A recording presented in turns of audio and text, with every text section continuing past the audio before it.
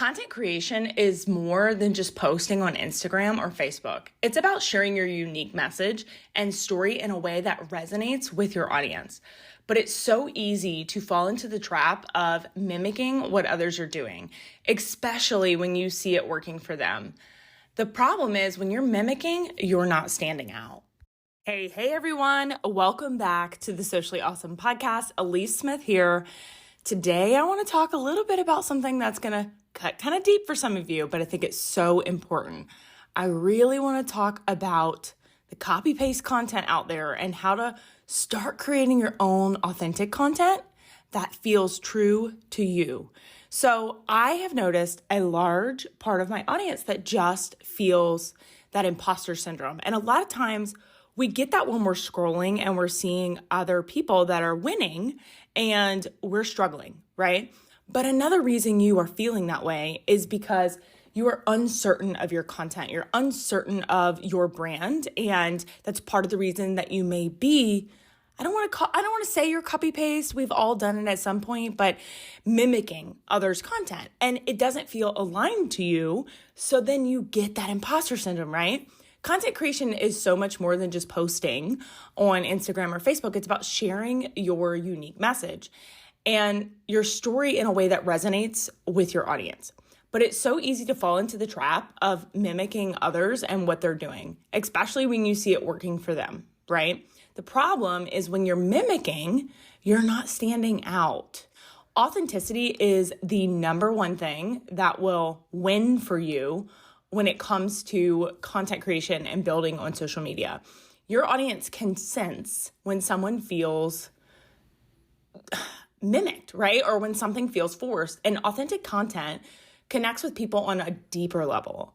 When you show up as the real you, it attracts the right clients and it builds that trust. So if you're just copying what you're seeing, you might get some quick likes, but it's not going to build those long-term relationships you need in order to drive the sales that you want. And it's not going to build your brand loyalty. So I want to give you some action steps. If you've been here a while, you know in this podcast, I really like to give you quick action steps that you can go put in your business today. So I've got 4 of them for you. If you have a pen and paper, write this down. If you're driving or you don't have pen and paper, just download this episode. Make sure you're following the podcast. You can come back and listen to it later. But tip number 1 is share your story. Right? People connect with stories, not statistics, right? So talk about why you started your business, the struggles you've faced, the wins you've had. And the beauty of this, and make sure you're following the podcast because I have an episode coming next month all about storytelling and how magical it can be for your content. But people remember stories, right? So if I just spit out a bunch of statistics at you about my product or my, how people are going on social media, you're going to forget those, right? You're going to forget those. But if I told you this story about how 80% of entrepreneurs quit in their first year, I felt the same way. I was struggling. I almost threw in the towel. And then how I had, think about all the elements of a story, right? There's a climax, there's a fall, there is a hero, there's a villain, all those things, right? So I go on and tell you this story about how I almost threw in the towel and then I had this light bulb moment, everything fell into place, now my business is booming. You're going to remember that story. So not only does it connect better, but it's more memorable, okay? The second tip for you is to define your core values. This is so understated when it comes to building your business. A lot of people get into online business and they jump right into the content creation. But the truth is you need to know, what does your brand stand for, right? Those values guide your content. They guide every decision you make for your business. If your family is important to you, weave that into your post.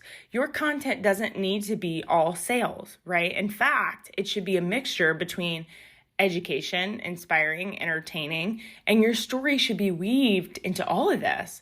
So when you know your core values of your business, and we're actually working on this right now in the Social Success Challenge. I'll link the challenge in the show notes. You can check it out. It's all recorded. So if you're late to the game, you could still hop in and do the 30-day challenge with us. But when you know your core values, you feel more aligned in the decisions you make for your business. So when you do get that imposter syndrome and you are scrolling and you see that new shiny course that makes all these promises, you can look at it and say, you know what?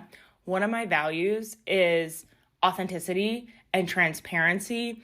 And for me, I might not like the way this is being marketed, right? It's not super transparent. So this doesn't align with my values.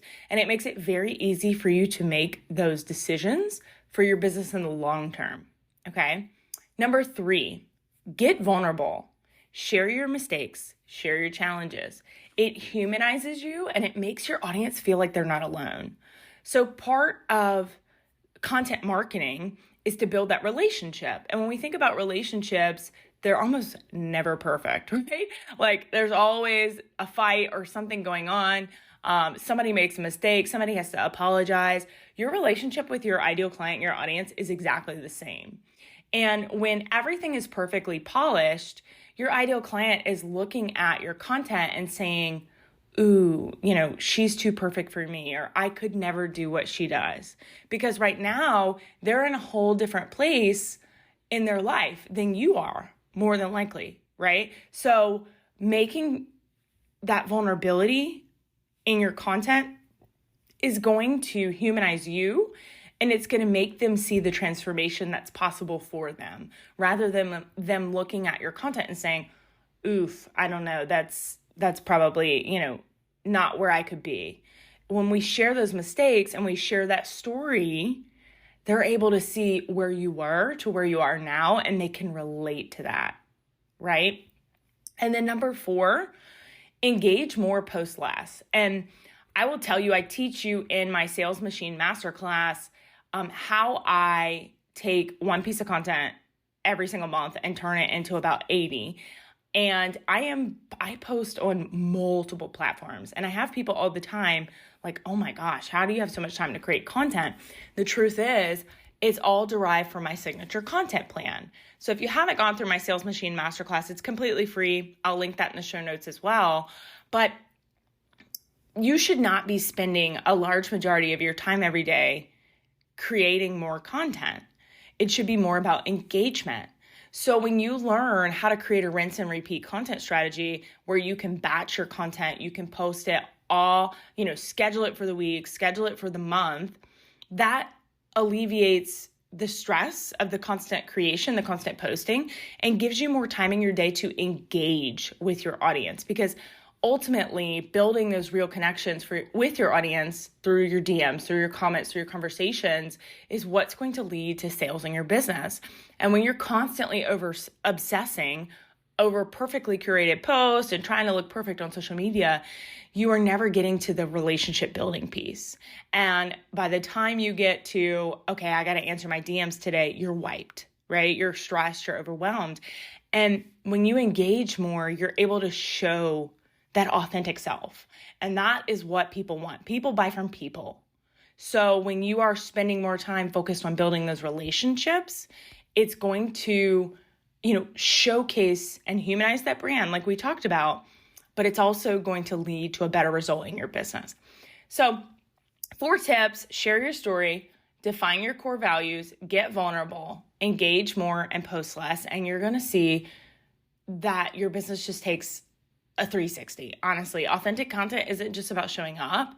It's about showing you as you, and your audience will love you for it. Okay. So if you got any value out of this episode at all, please make sure to leave us a review. You can actually comment on this episode. Let me know your thoughts on this particular episode. I would love for you to screenshot this, throw it in your IG stories, and tag me at socially.awesome. I want to share you with my audience. I want to help you get visibility on your own brand, your own content. And it's always important to show your audience that you're continuing to grow and learn for your business for them, right? So it's my absolute love language. I would love for you to leave a review. If you're not already in Socially Awesome Entrepreneurs, our free Facebook community, definitely check out the show notes. Jump in there. We have, weekly tips, tricks, and trainings to help you grow your business online. And again, I'm going to drop some resources in the show notes as well for you. Check out the Social Success Challenge. If you're really struggling with your authentic brand and your authentic business, It's so important that you go back to the drawing board and build that solid foundation. And that's exactly what that challenge is about.